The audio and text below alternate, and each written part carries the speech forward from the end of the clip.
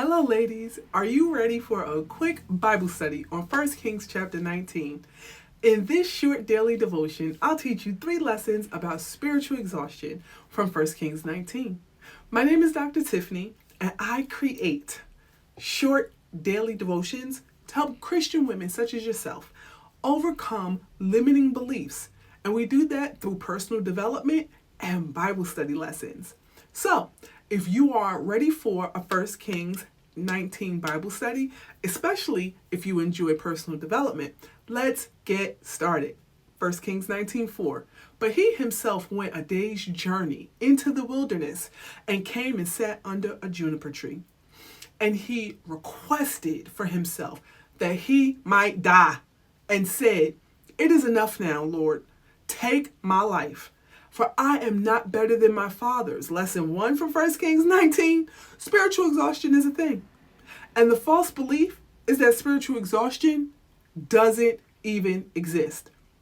Before assuming a servant leader position in my church, I had never heard of spiritual exhaustion, let alone experienced it. Not only does spiritual exhaustion exist, but it isn't reserved for pastors only. First, we have to get honest about where we are spiritually. Spiritual exhaustion shows up in so many ways. You're reading your Bible, but you're not feeling connected. Your prayers feel one-sided. You're showing up for others, but feel numb inside. You feel guilty because you're doing all the right things, but feel no peace. It's okay to acknowledge this. Even Elijah, a mighty prophet of God, found himself under a tree saying, "Lord, I've had it. I've had enough. Take me home." 1 Kings 19:4. You're not broken. You're human. And sometimes the most important spiritual thing you can do is rest and reset. At the end of this, I'll show you the top 10 limiting beliefs that Christian women face. Lesson 2 from 1 Kings 19. Hearing God requires rest, not more hustle, not more grind. The false belief, if I can just keep pushing, God will be pleased. Well, you know what, sis? When I became a youth ministry leader in my younger years, I had the impression that serving God meant using all my time to work in the church, to work with the children, to do all the things. And you know what the truth is? God isn't waiting for a perfect performance from any of us. He's waiting for our surrender. In 1 Kings 19, before God even spoke to Elijah in a whisper, he gave him food, water, and rest. Get up, eat, for the journey is too much for you. 1 Kings 19:7. Sometimes we can't hear God because our minds are loud, because our hearts are tired. So if you're spiritually exhausted, I encourage you to do 3 things. 1, cancel something. 2, unplug for a moment. 3, lay down the pressure and to do.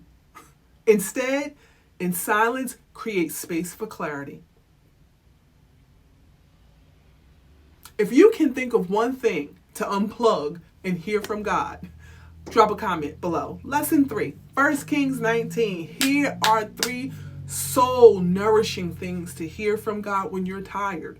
1, whisper a worship song, something that isn't too loud. Just sit in his presence.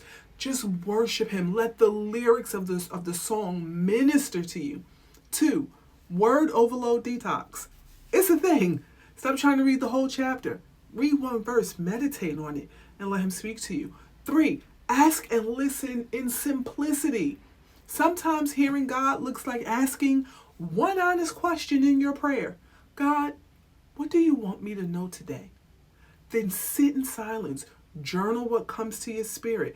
Even if it's 1 word, he'll meet you there.